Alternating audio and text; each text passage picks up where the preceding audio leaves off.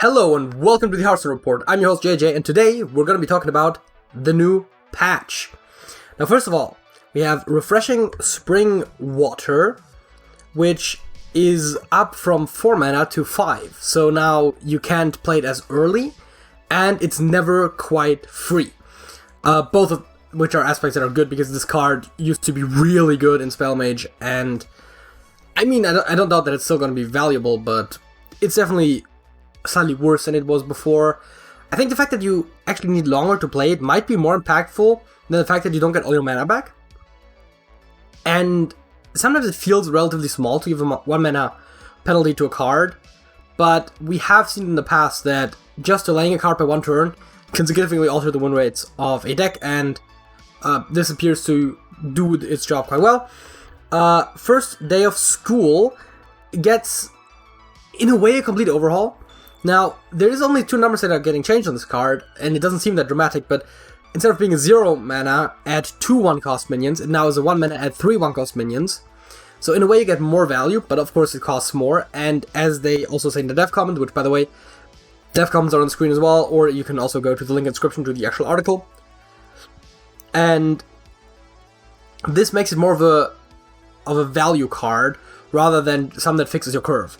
So effectively, you can't really play this on 1 and then play a 1-drop right after it.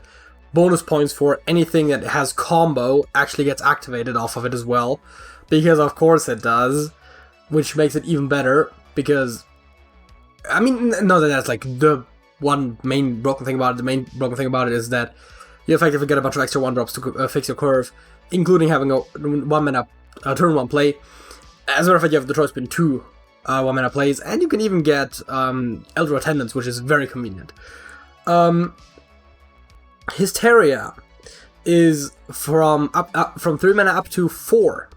Now, that is not a very dramatic change, especially for a control card, but once again, it just delays it by 1 turn, the time it can be played, and of course, it limits what cards you can play alongside it in a later turn as well.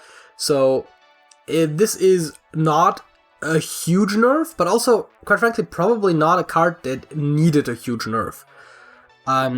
It's definitely annoying to face, and it can definitely be very powerful, but we've seen other powerful removal spells, especially at 4 mana, so this brings it more in line with cards like Hex and Polymorph. So this seems perfectly fine, and yeah, that's really all I have to say about that. Crab Rider. Now, this one I'm personally a bit disappointed by, but it makes perfect sense. Yeah, instead of having Wind Fury, it now has it as a battle cry, gain Wind Fury this turn only, which not only means that you can't cheat it out with something else, and it won't have Wind Fury if you cheat it out, is what I'm trying to say. And also, of course, the main reason why they do it, you don't get Wind Fury after the rush turns. More specifically, actually, you can basically never go face with the Wind Fury. And so, the Crab Rider is a lot less effective as an aggro tool, especially if you can buff it. So, of course, with Wind Fury minions, every buff effectively is twice as valuable, at least when it comes to attack buffs.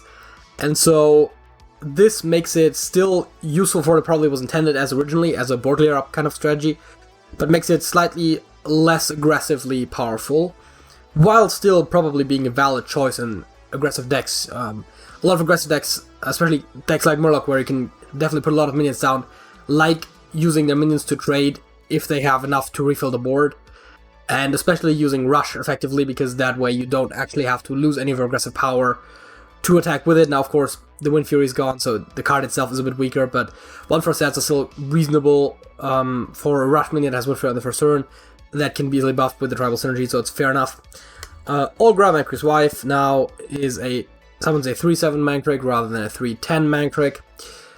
Otherwise it's the same, and this is just to make it easier to remove. And I have noticed this before, if you draw Mancrake early, a 3/10 is quite a thing to put on the board, and this way it's just a little fairer and easier to deal with.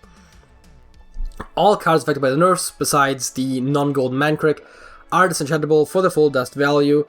I believe it's 2 weeks after the patch, which went out yesterday at time of release, so you still have some time to disenchant those. I would generally recommend to always disenchant all cards that were nerfed, unless you're literally playing them in a deck right now.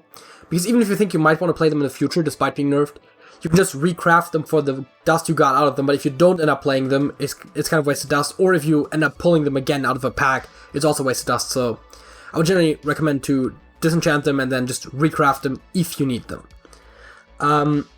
But we don't just have buffs, we don't just have nerfs, and that is the really exciting thing to talk about. We have buffs, and I always like it when they buff cards, just out of principle, because it's always cool to see underutilized cards see some more play, and it generally feels, as a player, it feels better to see the meta shaken up, because cards that were previously unplayable are now playable, rather than cards that were previously really good becoming worse.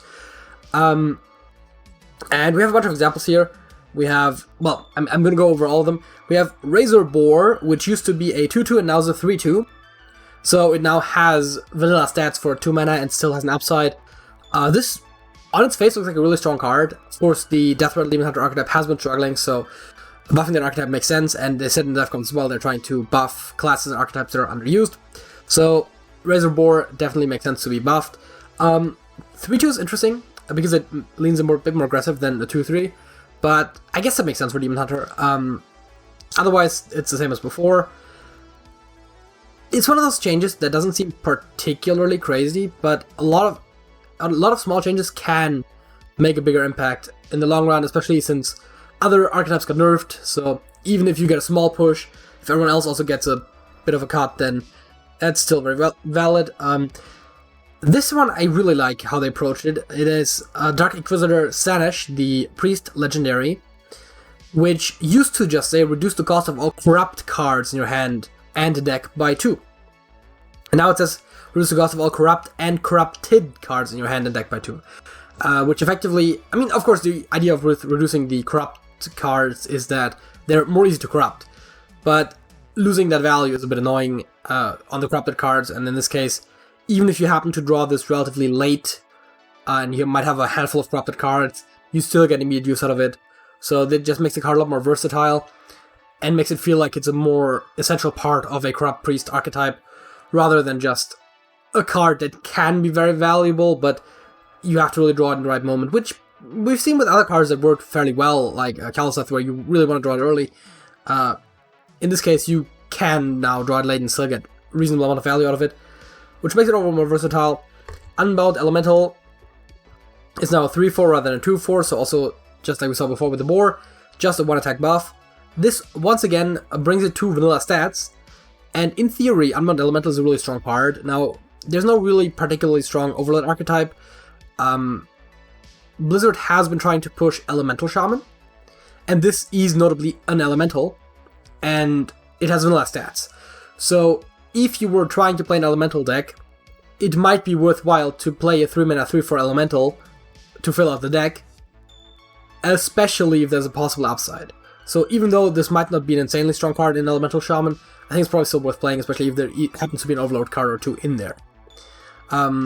Speaking of Shaman, there's a lot going on with Shaman, because Shaman was shit. Which is interesting, because, as people have pointed out, it seems for Shaman that it's really hard for Blizzard to get the balance right. Either it's too powerful or it's too weak. They generally don't have, like, reasonably powerful Shamans. Another card that looked really weak and is now a bit better is Tidal Surge. Now costing 3 mana instead of 4, it still is lifesteal, deal 4 damage to a minion.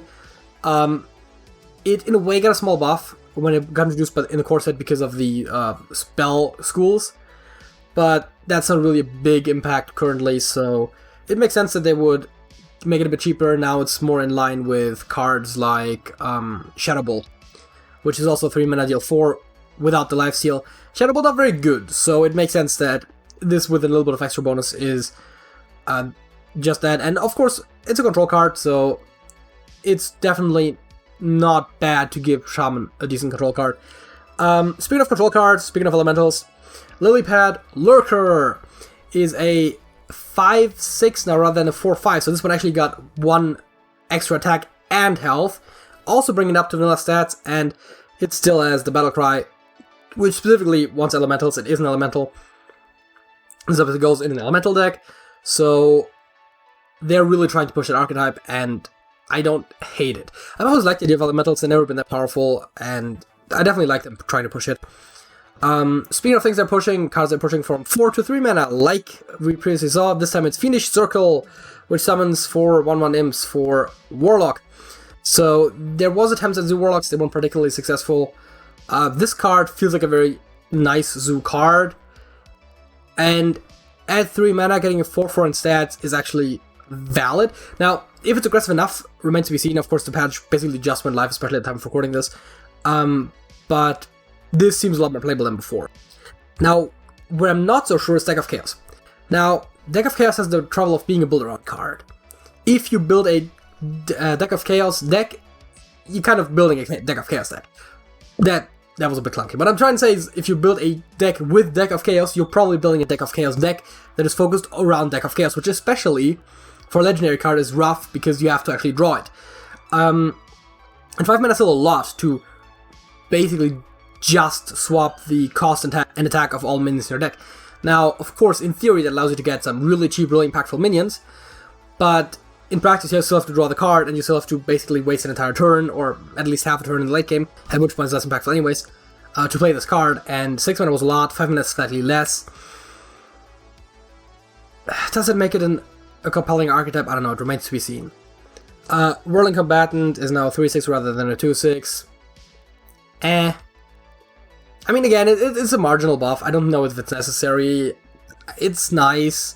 It wasn't that strong of a card. I mean, it's not bad, but, I don't have much to say about that one. Shield Maiden. I think she used to be even worse back in GVG, right? I think they already buffed her when they put her in the core set. I didn't actually double check that. But now she is a 5 mana 5/5 rather than a 6 mana 5/5, so she still doesn't quite have vanilla stats, and she gives you 5 armor. Now we've seen Ironhide is a card that gives 5 mana for 5 armor for 1 mana, which for us from Mangoro, and there was other cards that did it as well with additional effects. So the fact that we're using 1 stat point for 5 armor makes it effectively stronger than Ironhide. Now, of course, 5 armor is less impactful if you're paying 5 mana for it than if you're paying 1, because you can use it with something like Shield Slam very effectively, where in this case, I mean, you can still use it with that, but it's going to cost you more mana overall, so you have to be later in the game. And generally speaking, these sort of things like armor, they need to scale a bit harder to be worthwhile in the late game. So getting 5 armor for 1 mana is a lot better than getting 10 armor for 2 mana, and especially getting 5 armor for like 2 mana and something else that's worth 1 mana, or in this case, getting 5 armor for something that is a minion that's worth like 4.5 mana at best. I would generally say the 5/5 would have to be a 4-drop if you wanted to just play without an effect on it, so that's kind of what we're dealing with here. Another card that they buffed is N'Zoth, God of the Deep. Still the same card as before, basically, except that it now costs 9 rather than 10. Kind of breaking with the classic style of all the old gods costing 10. I think it's worthwhile to break with the tradition if you can make a card that should be cool, more playable. I've seen some ideas thrown around with N'Zoth before, and now you can even play an additional card on the same turn, or even play it a turn early, which could potentially open up some ideas. And again, I don't know if this is like a game changer. As a matter of fact, I don't think it is a game changer, but it's a cool thing to change. It's this impact card that is now a lot better. Now, I'm not going to go in detail over the Battlegrounds changes, but they, with a bunch of Quillboars, they like docked 1 point off of stats, 2 points here, it's that. Okay, yeah, I mean, this one was insane with +3/+3, now it's +2/+2.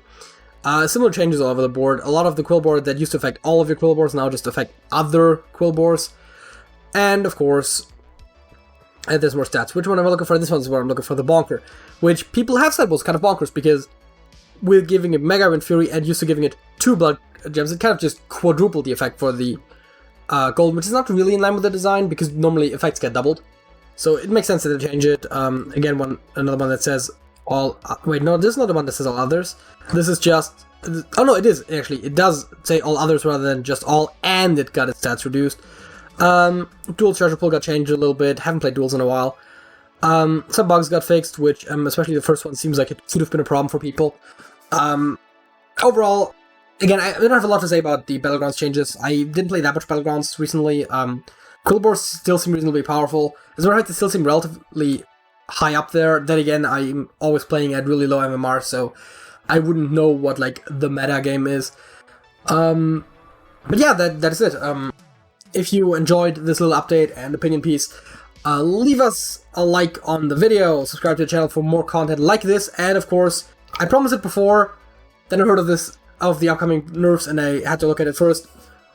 The budget series is coming soon. The deck that I wanted to make for it is not affected directly by these nerfs, so I'm just gonna have to see if the meta around it changes too dramatically, or if I can produce a video as I intended.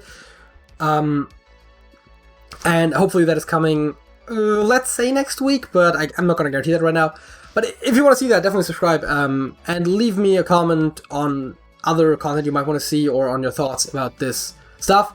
And join the Discord server, link is in the description, blah blah blah. That's it.